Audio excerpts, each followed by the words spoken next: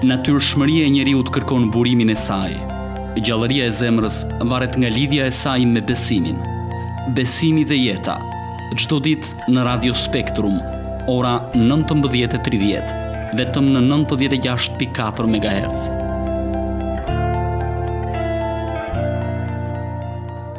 Përshëndetje dashur dëgjues të Radio Spektrum, ja ku takuam sërish në emisionin Besimi dhe jeta për të vijuar me trajtimin e temave të ndryshme sociale e fetare. Sot do të flasim për një temë mjaft të rëndësishme siç është respekti ndaj prindërve dhe ruajtja e lidhjeve farefisnore. Për të diskutuar rreth kësaj kam të ftuar zotin Elton Karaj, profesor në Fakultetin e Shkencave Islame në Universitetin Bedër, njëkohësisht edhe imam i xhamisë së Hembeut në Tiranë. Përshëndetje zoti Karaj dhe mirë se erdhët. Përshëndetje, faleminderit, mirëmëngjes. Në besimin dhe fen islame thuhet se ai që tregohet i mangët në respekt ndaj prindërve i është kundërvën Zotit. Si e shpjegoni ju këtë? Ratë parë ju uroj për emisionin. Ju përgëzoj për një iniciativë të tillë dhe uroj që të ketë shumë sukses. Tema që jemi duke trajtuar sot në fakt është e një rëndësie të veçantë, sidomos në ditët e sotme. Gjithmonë kjo ka rëndësi sepse familja është diçka thelbësore, është qeliza më e vogël e shoqërisë. Në këtë aspekt ajo formon një shoqëri të tërë dhe besoj se që të gjithë jemi në ndjenjë të kësaj. Ashtu si shumë sociolog japin shumë rëndësi kësaj teme, po edhe në aspektin fetar familja zë një vend shumë të rëndësishëm, një vend qendror rreth së cilit formohet gjithçka më pas. Prandaj nuk ishte se si të ishte ndryshe fakti që kush i ka marrëdhënie të mirë në familjen e tij, me të është i kënaqur edhe Zoti, me atë gëzohet edhe Zoti. Në ajetet kuranore ne e shohim këtë fakt të theksuar, në cilin Zoti në mënyrë të drejtë për drejtë urdhëron fëmijët që të jenë të respektueshëm ndaj prindërve të tyre, duke mbajtur kështu lidhje të forta me ta, respekt, dashuri, ndihmes deri në fund të jetës së tyre. Gjithashtu profeti alayhis salam në këtë aspekt nuk është i mangët edhe ka fjalë të drejtë për drejta në të cilat ai këshillon fortimisht njerëzit që të jenë shumë të respektueshëm ndaj prindërve të tyre deri në fund të jetës së tyre në këtë dynjë, gjë e cila nuk ka fund. Derisa ata, për sa kohë ata të jenë në jetë, ky është një veprim i cili duhet që të rend të vazhdoj pafund. Duke shprehur për shembull fjalë të tilla si dy gjëra thot e marrin dënimin që në këtë dynja. Nëse njeriu i vepron këto, i bën këto dy gabime, atëherë ai mundet që të dënohet ende pa shkuar në botën tjetër, siç e dim. Dënimi ose shpërblimi i çfarëdo lloj vepre që një njeri bën në këtë dynja është për në botën tjetër, por disa prej tyre kanë ndikim shumë të madh që në këtë jetë. Dhe ato dyja, njëra prej tyre është padrejtësia që i bëhet njerëzve. Kjo është e para. Dhe e dyta është mungesa e respektit ndaj prindërve, mosbindja ndaj prindërve. Në këtë kontekst, feja i përkushton shumë rëndësi çështjes dhe pjesa e urtësisë së saj, padyshim që është diçka më së e kuptueshme, sepse nuk është vetëm një fakt që ndodhet vetëm brenda fesë, por është një fakt i ndodhur në të gjithë shoqërinë. Ne kemi parë shumë mirë dhe shumë qartë dim që nëse një familje është e shëndosh, atëherë gjithë shoqëria ndikohet prej saj, automatikisht gjithë shoqëria është një shoqëri e shëndosh. Nëse ka respekt brenda familjes, atëherë automatikisht ne vëmë re që në të gjithë shoqërinë njerëzit kanë një respekt edhe ndaj njëri tjetrit dhe këshillojnë vazhdimisht njëri tjetrin për mirë. Tu nuk mundet të ketë perse begati dhe mirësi. Veset e këqija me kalimin e kohës zhduken, nuk ekzistojnë fare në një shoqëri të tillë. Por gjithmonë aspekti që neve na nxit që të mendojmë, të jemi gjithmonë skeptik në lidhje me çështjen që a është diçka e realizueshme kjo apo jo. Patjetër që kjo është diçka e realizueshme. Është realizuar një herë një kohë dhe nuk ka pse mos të realizohet edhe një herë tjetër. E vetmja pengesë, mendoj unë të paktën, e vetmja pengesë në këtë aspekt që kemi neve në lidhje për ta zgjidhur këtë çështje në një formë sa më të mirë, është mosbesimi i njerëzve për ta zgjidhur një gjë të tillë. Është mungesa e vullnetit për ta bërë një gjë të tillë. Ndonjëherë mungon edhe qëllimi dhe pastaj elemente të tjerë të shoqërisë, siç mund të jetë aspekti ekonomik apo çfarëdo lloj problemi tjetër që neve i shohim të pasqyruar edhe nëpër lajmet tona me raste fatkeqe ku përfundojnë gjërat shumë negativisht, jo me respekt, por domethënë nuk mbetet më as e drejta jetës.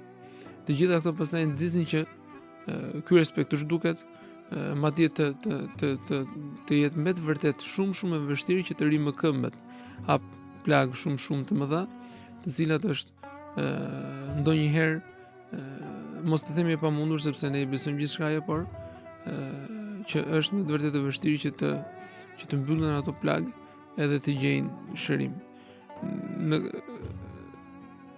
Për këtë arsye neve themi që asnjëherë nuk është vonë për asnjë gjë. Në një familje mund të ketë probleme shumë të mëdha. Këto janë gjëra që ndodhin në jetën e njeriu, por gjithë secili duhet që me një qëllim të mirë, me një vullnet të mirë, të gjitha këto gjëra ti rirregulloj, ti ristrukturoj dhe ne jemi një shoqëri e cila në fakt këtu në Shqipëri jemi një shoqëri e cila në fakt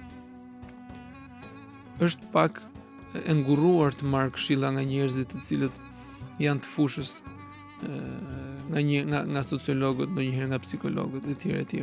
Ndërkohë që në vendet emancipuara në botën perëndimore, këto janë gjërat më normale që mund të ndodhin. Për çdo gjë, personi duhet të konsultohet me njerëz të cilët janë të kësaj fushë, specialistët e fushës, në mënyrë që edhe ata të ndërtojnë një jetë sa më të mirë, një jetë me lumturi. Nëse ecim gjithmonë me mendimet tona, në shumë raste do të shohim që do të gabojmë dhe këtë do ta kuptojmë vetëm pasi kemi gabuar. Drejt, në këndvështrimin fetar, si duhet të sillemi prindërit, fjalët, gjuha që duhet të përdorim ndaj tyre? Kjo përbën patjetër një aspekt shumë të rëndësishëm të formimit të lidhjeve me prindërit. Në një ajet kuranor ne e shohim në mënyrë të drejtë për drejtë të përmendur faktin se si nuk duhet të flasim me prindërit, dhe nga kjo ne e kuptojmë se si duhet të flasim në fakt. Në surën Isra, Zoti i madhëruar urdhëron që njerëzit, fëmijët, të cilët nuk kanë moshë patjetër, kush e ka nënën babain gjallë, të gjithë ata përfshihen, ndaj prindërve të tyre duhet të flasin me një gjuhë të përzgjedhur, atyre nuk duhet të thonë as uf, e cila në fakt mund të jetë një refleks shumë normal i shumë personave, mund të ndodh çdo ditë, ndoshta me 10 herë, dhe ne kësaj ndoshta nuk i kushtojmë as pak rëndësi. Shumicën e rasteve nuk e vëmë re, duke mos i kushtuar rëndësi patjetër që nuk do ta vëmë re, kjo është një rezultat i saj.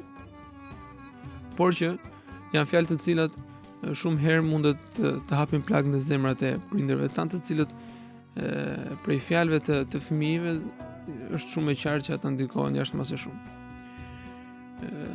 Në këtë aspekt Kurani urdhëron, kërkon prej fëmijëve që çfarëdo lloj gjëje që kanë ndaj prindërve të tyre, ata të jenë shumë të kujdesshëm, duke nisur që nga fjalët që duhet i thonë.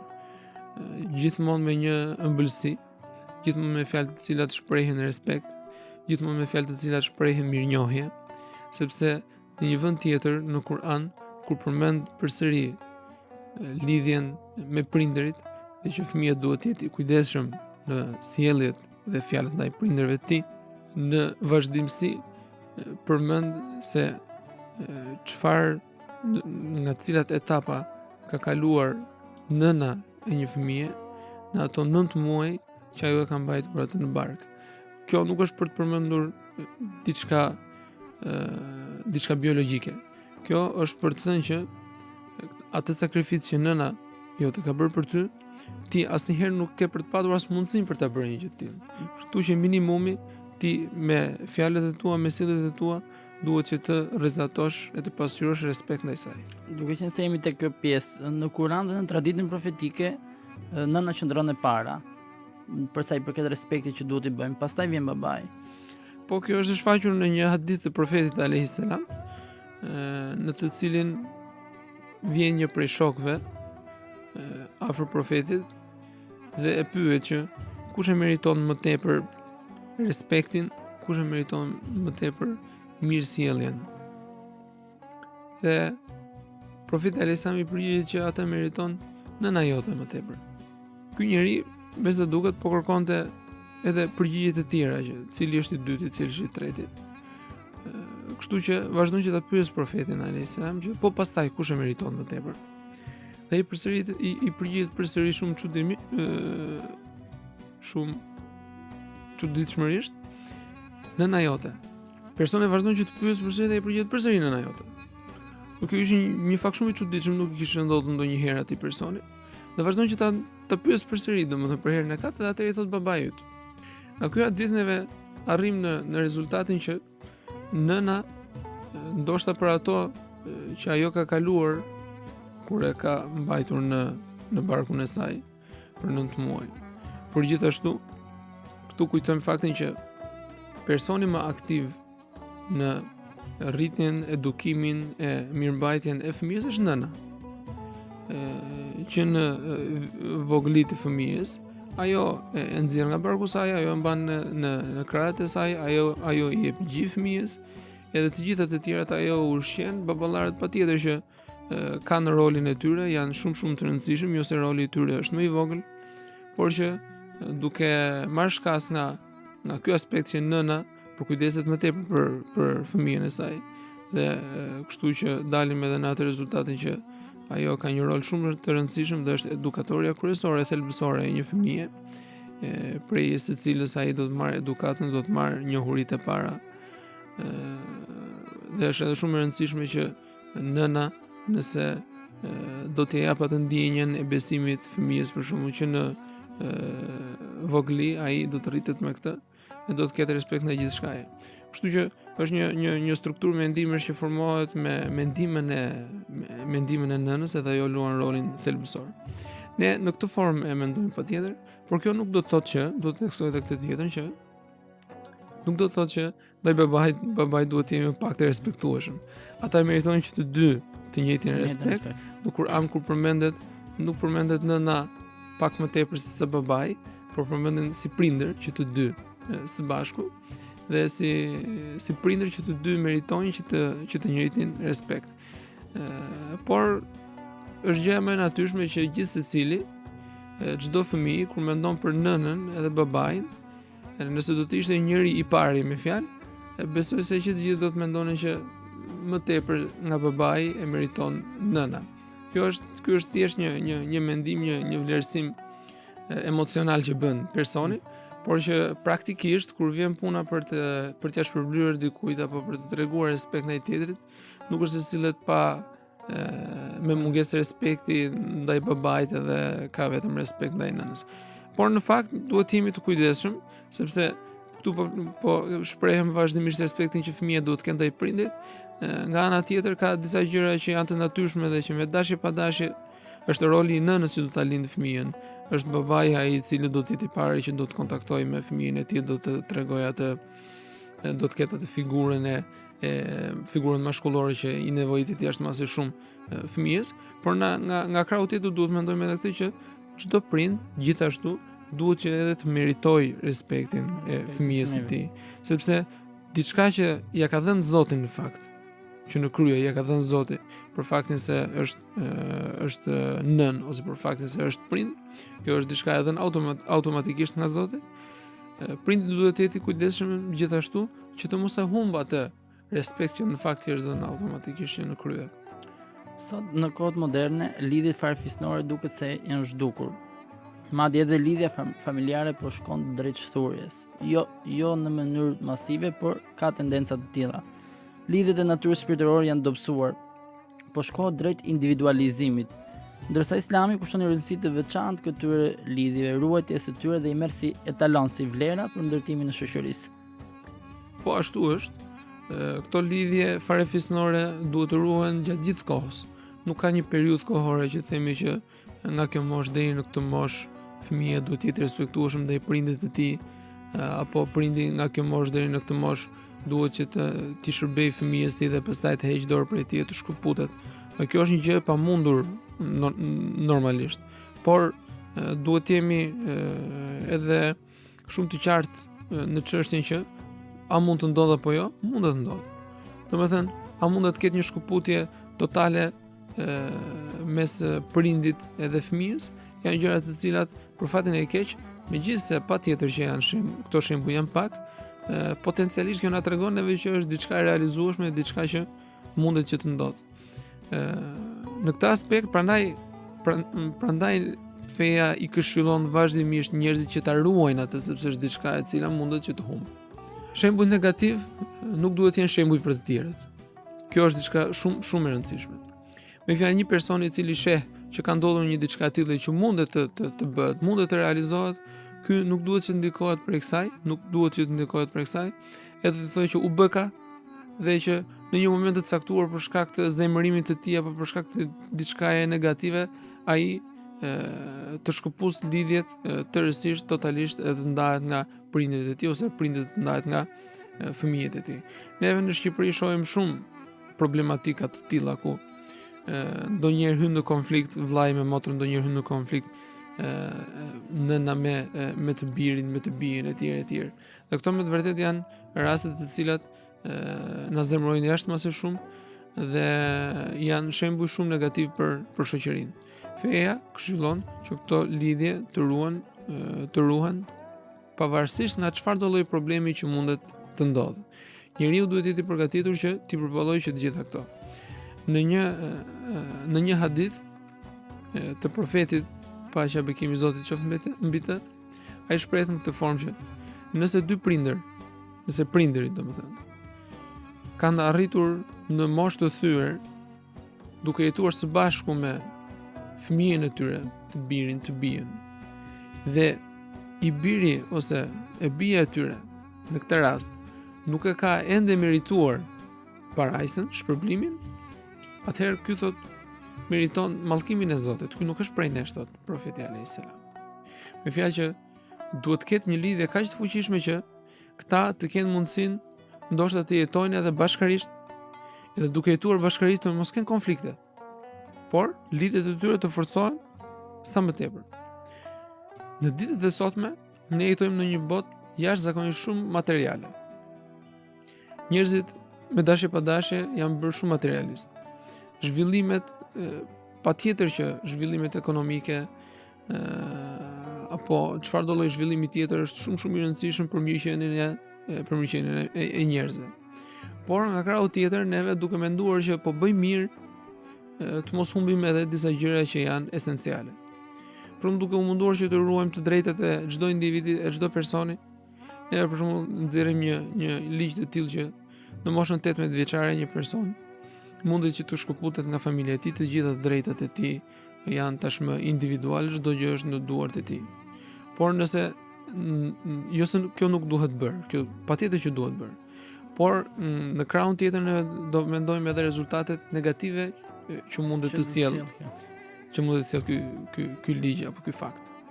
Dhe edhe në botën perëndimore, të cilën ndoshta janë të parët që kanë nxjerrë rregulla të tilla, ne shohim që shumë filma të cilët janë xhiruar më pas flasin mbi këto problematika, flasin mbi problemin e fëmijës që arrin në moshën 18 vjeçare dhe për shkak të pa pjekurisë së tij, për shkak të mungesës së maturisë së tij, ai është gati që të ndahet nga familja e tij, të shkojë të formojë një familje me vete, dhe në shumicën e rasteve ne shohim këtë që nuk është një çështje që u shkëput nga familja e tij, nga nëna dhe babai i tij, shkoi formoi një familje të re, edhe formoi një qelizë shumë pozitive për shoqërinë. Nuk është kjo në shumicën e rasteve. Në shumicën e rasteve thjesht është një ndikim e atij që neve e quajmë nefs, me fjalë të aspektit negativ të çdo individi që gjithsecili e ka këtë, ndikimi i egoizmit të tij, i cili bën të mundur që ai të shkëputet nga familja në mënyrë që të mos ketë asnjë pengesë për çfarë do lloj gjëje që ai dëshiron që të veprojë. Të mos ketë një prind i cili e pyet atë që sot vajte ora 11-12 e natës ku ishe deri tani. Të mos ketë një prind i cili po pyet atë që si po të shkojnë mësimet, pse nuk janë këto notat, pse nuk janë të larta, gjëra të cilat janë shumë sensitive në fakt për shoqërinë tonë, sepse ne e dim shumë mirë që këtu kemi një traditë shumë të mirë familjare ku prindi është vazhdimisht i interesuar për fëmijën e tij për çfarë do lloj gjëje, për shoqërinë e tij është i interesuar, për vendet që ai vozit, për mësimet se si po shkojnë mësimet që në shkollë fillore e patjetër deri në atë të mesmen, por edhe kur kalon në universitet, nëse të gjitha 10-at i ketë një fëmijë, nëse njërin e ka 9 e pyet atë që pse kjo lëndë është 9. Me fjalë ky është një interes. Ky është një interesim i cili është mjaft pozitiv, por në shumicën e rasteve fëmia këtë nuk arrin që ta kuptojë. Kështu që nëse nxirren ligj apo rregulla të cilat do të bëjnë që në shoqëri gjithë secili të fitojë të drejtat e tij, gjithashtu duhet menduar edhe krahu tjetër, edhe aspekti negativ. Jo se nuk është menduar, por në këtë aspekt feja mundohet që të parandalojë këto gjendje.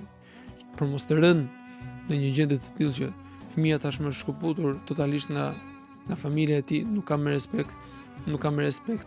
Madje formoi një familje, jeton së bashku me bashkëshorten, me fëmijët e tij. Lidhja tashmë mes këtyre dy familjeve duhet të jetë patjetër shumë e fortë. Ata do duhet që ta vizitojnë njëri tjetrin, do duhet që ta telefonojnë njëri tjetrin, do duhet që ta pyesin njëri tjetrin për hallet, për problemet, mundësisht ta ndihmojnë njëri tjetrin. Dhe ashtu siç sjell individualizime, në fakt disa prej këtyre zhvillimeve, gjithashtu në një aspekt tjetër na e kanë lehtësuar jashtëzakonisht jetën në shumë gjëra. Për shembull, tashmë nëse më përpara do duhet që çdo javë të shkoje të vizitoje televizje, me fjalë për të komunikuar me dikë tjetër, tashmë ngre receptorin, bën një telefonat nënës babait e pyet për hallin e problemit, nëse nuk ke mundësi që atë javë të shkosh, ti të paktën merr informacion prej tyre dhe di se si ata janë, arrin që të interesohesh. Kjo është edhe një formë e ruajtjes së lidhjeve në kohën e sotme. Patjetër që është një formë e ruajtjes dhe telefonata nuk bëhen vetëm për të pyetur se sa përfundoi ndeshja, se cili është rezultati i një ndeshje. Telefonata nuk bëhen vetëm atëherë kur neve kemi një problem, kemi një hallaman, a mundet të ndihmosh apo jo. Por telefonata duhen bërë vazhdimisht dhe duhet që të interesohemi me njerëzit, sepse kjo është një rrugë e cila na i lehtëson jashtëzakonisht shumë punët neve. Edhe me njerëzit që ndodhen shumë larg, me njerëzit që ndodhen në cepin tjetër të botës, neve arrijmë që të komunikojmë. Telefoni është një diçka në fakt mbetet shumë i thjeshtë në krahasim me atë që na ka dhënë interneti, kompjuteri, ku mundet që të bisedosh 24 orë, domethënë duke edhe me pamje me njerëzit që ndodhen në vende të ndryshme të botës. Në këtë aspekt neve mendojmë në këtë mënyrë që nuk ka mbetur më asnjë pretekst për të ndonjur larg njëri tjetrit. Nëse nuk ka një shkak të veçantë, një shkak të posaçëm, atëherë të gjitha ato që neve mundet të shprehim që nuk pata kohë këtu, nuk pata kohë atje, nuk pata mundësi, isha shumë i zënë, etj, patjetër që jeta sapo vjen edhe po shpejtohet. Kemi mundësi të papara qoftë për udhëtime, qoftë për arritjen e informacioneve, qoftë për komunikimin, edhe shumë të tjera. Kjo neve na bën sikur jemi me të vërtetë shumë të zënë, edhe na duket vetë sikur jemi shumë të zënë. Ndërkohë që një telefonat edhe një pyetje as 30 sekonda nuk merr. Kështu që janë në shumicën e rasteve unë mendoj që janë thjesht pretekste që ne të shpëtojmë pak atë veten tonë prej përgjegjësisë së këtyre punëve. Patjetër që njerëzit janë të zënë, nuk po themi që vazhdimisht do telefonoj, vazhdimisht do merret në këtë çështje, duhet të ruajtur ekuilibrin në gjithçka. Kjo është diçka më së kuptueshme nga të gjithë, besoj. Kështu që nuk ka nevojë edhe për këshilla shumë të thella. Zoti Karaj, kemi mbritur drejt fundit, edhe diçka për të shtuar? Besoj se do të ishte përshtatshme që duke përmendur një ajet dhe një hadith prej profetit alayhis salam, ta mbyllim për ditën e sotme. Në surën Luqman në ajetin 14 thuhet kështu: Ne e kemi urdhëruar njeriu që t'i nderoj prindërit e vet. Nëna e ka mbartur atë duke duruar mundim pas mundimi. E ndarja e tij nga gjiri është brenda 2 vitesh. Ne i tham atij, bëhu falendërues ndaj meje, domethënë ndaj Zotit, dhe prindërve të tu, tek unë do të ktheheni të gjithë. Kurse profeti alayhis salam i plotson këto çështje duke thënë: ruaje dashurinë e babait, ruaje dashurinë e prindërve, nëse e humb atë, Allahu e shuan dritën e mirësisë dhe të begatisë që shfaq ndaj teje. Faleminderit zoti Karaj për prezencën tuaj dhe për këtë diskutim rreth kësaj teme e cila është mjaft e prekshme dhe e rëndësishme në çdo kohë. Faleminderit ju dhe suksese. Faleminderit dhe ju të dashur dëgjues, do t'ju lënë në shoqërinë e një ilahie kushtuar nënës. Nga unë Ferit Lika, miru dëgjofshim nesër në të njëjtën orë ku do të trajtojmë tema po kaq të rëndësishme. Blessed is your smile, which makes my soul want to fly, my beloved. All the nights and all the times that you cared for me, but I never realized it, and now it's too late. Forgive me. Now I'm alone, filled with so much shame, for all the years I caused you pain. If only I could sleep in your arms again, Mother, I'm lost without you. You were the sun that brightened my day. Now who's gonna wipe my tears away? If only I knew what I know today, Mother, I'm lost without you.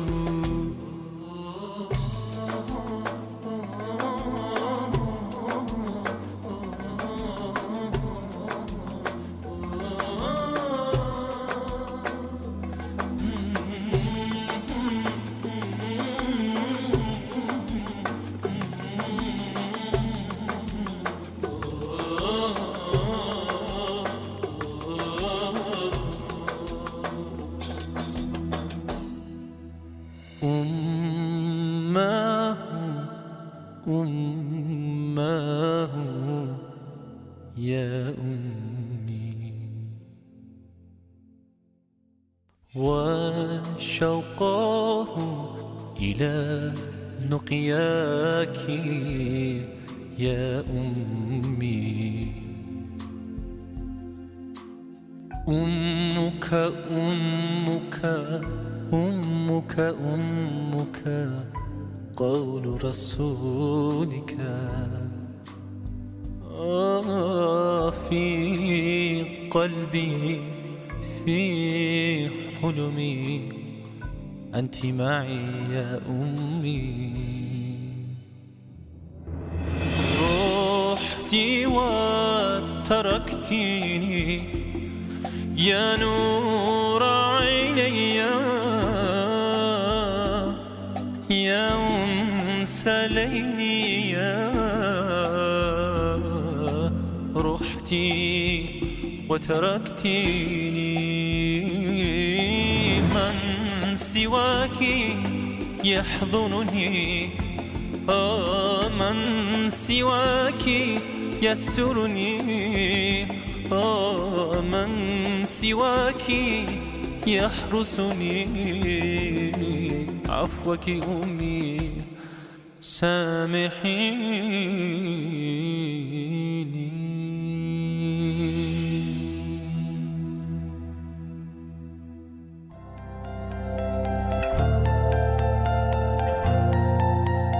Natyrshmëria e njeriut kërkon burimin e saj. Gjallëria e zemrës varet nga lidhja e saj me besimin. Besimi dhe jeta.